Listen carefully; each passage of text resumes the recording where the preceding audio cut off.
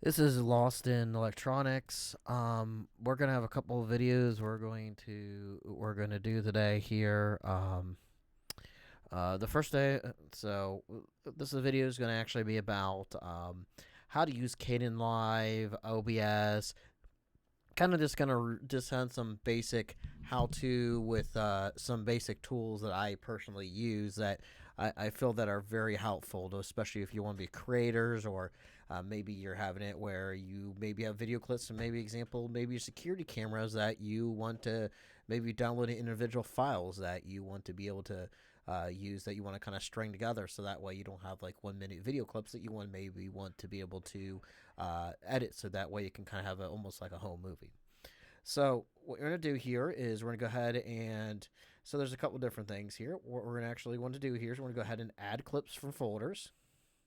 So I was going to grab a couple of these files here. You can see here. Let's go ahead and click on this first one here. Some of my older videos here. Go ahead and go to videos here. Let's go ahead and just try to pull a different time here. So here, and we can just grab here. Sure, we'll go ahead and switch that there for this.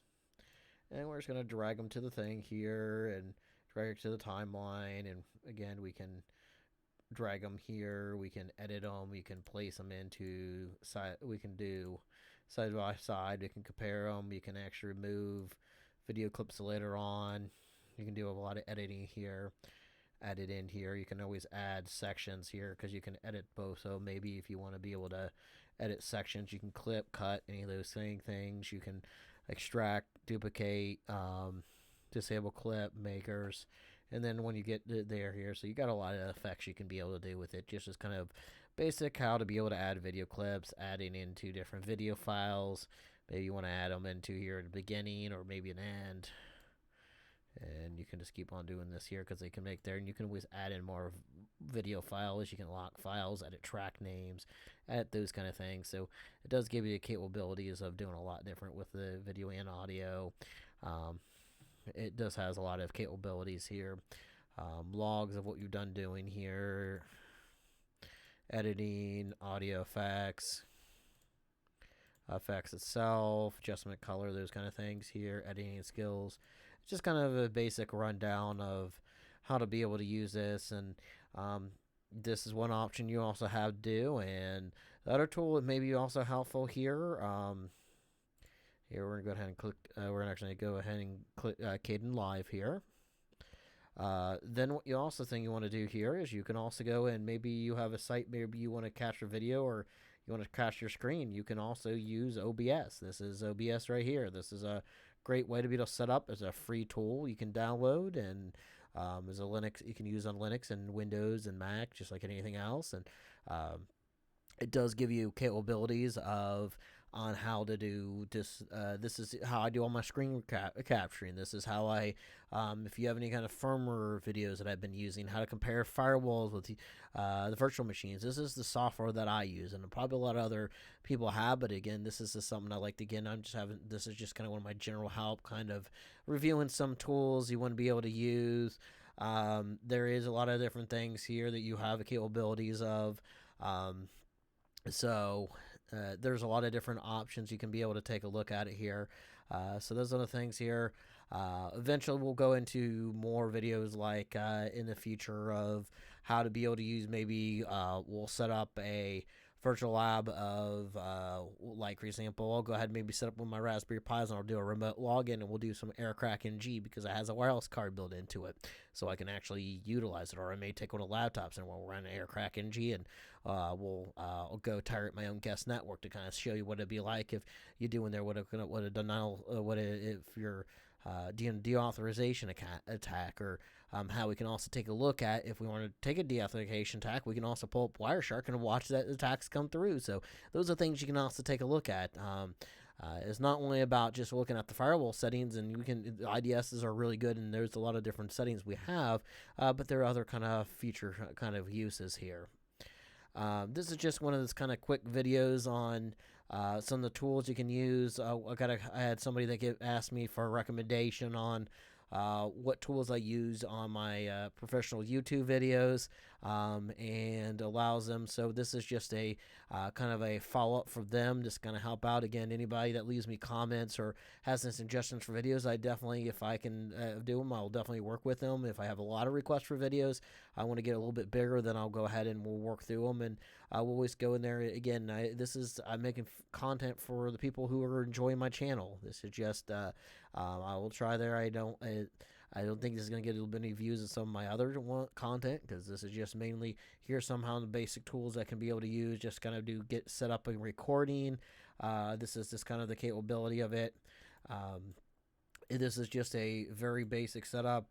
Again, if anybody that uses YouTube are going to notice a couple different things here. YouTube here.com.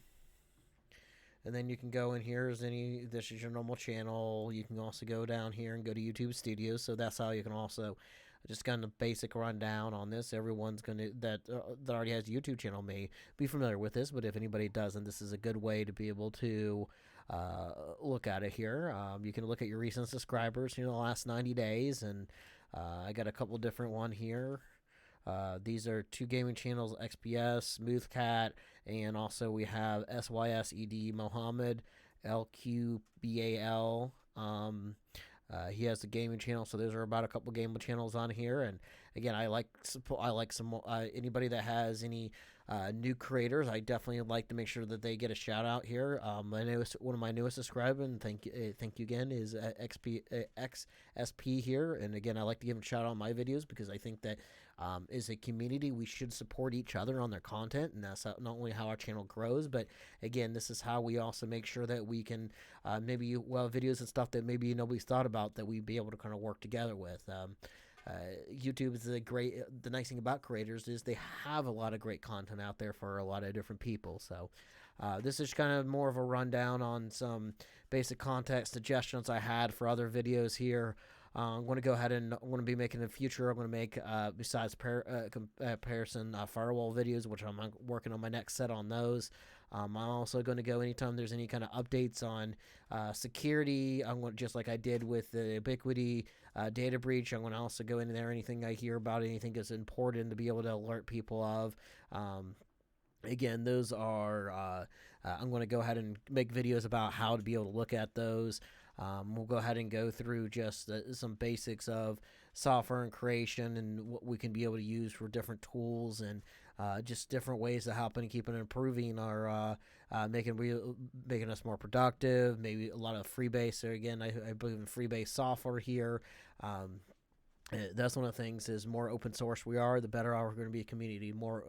More open we are for people, I think that's going to definitely help out with those kind of capabilities. And again, I always want to make sure that anybody that does subscribe to me, I like to give them a shout out and see if they can help them with maybe their channel, getting some organic growth there too, because again, we are one big group, and if we can be able to help each other out, that's going to help out with not only with our views, but also be able to help with maybe with not with the YouTube algorithm they have with it. But again, we may find content maybe made best because we might have bigger channels, because yes, YouTube may suggest things, but sometimes these smaller creators take a little bit of while to kind of get going and kind of build their platform. Everyone has a different social media platform, and everyone else is way there.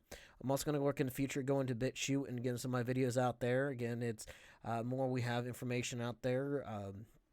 I'm not on here enough to be able to get a Twitch, but eventually I'll probably go into, I'll start playing games a little bit more. I'll probably have I'll probably start a gaming channel here that'll have a little bit more information that's with some a little bit there. I'm not the game specialist. That's why I have, like, again, if you wanted more game reviews, look at things like SPS. The SYSED Mohammed's a good one, and then the Smoothcat Gaming, which you'll find if you look under any of my channel, you will see a link directly to those channels. So if you do there, again, these are a little bit more smaller creators. So again, I'm just going to give them all a shout out, and again, I always thank everybody who has supported my channel.